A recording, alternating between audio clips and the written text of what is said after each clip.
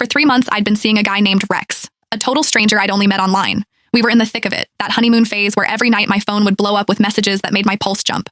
Miss you, sweetheart. Dreamt of you again last night. You were all over me begging for it. I was about to suggest we finally meet.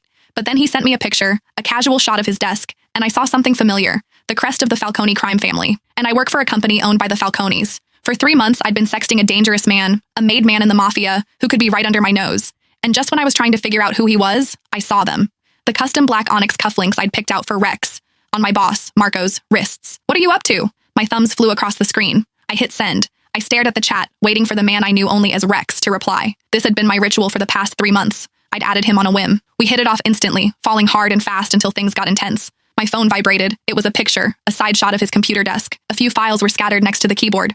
Working and waiting for a text from my sweetheart. A smile crept onto my face. This man knew exactly how to make me blush with just a few words. Maybe it was time to take this offline, to finally meet in person. But as I was about to type my reply, my fingers froze. Bottom right of the photo, on the corner of a folder, was a sliver of a metal pin, a falcon with its wings spread. The Falcone family crest, the same mafia that owned the company I worked for. My online boyfriend was one of them. I stared at the screen for a full 10 minutes, my mind blank. My thumbs hovered over the keyboard. Babe, what do you actually do? Are you with the Falcones? I typed the words, then deleted them, over and over. I didn't know what to say. If I asked, he'd ask right back. He'd want to know where I was. He'd find out I worked for a Falcone company. He would come looking for me. And then what? What the hell would I do then? When I didn't reply right away, Rex's texts started coming in, one after another. Baby, you there? Busy? Send me a pic. Like you do. Your hand, or anything. Dreamt of you again last night. You were all over me begging for it. His words were getting dirtier, bolder. But this time, my cheeks weren't just hot with a blush. They were burning with a cold dread.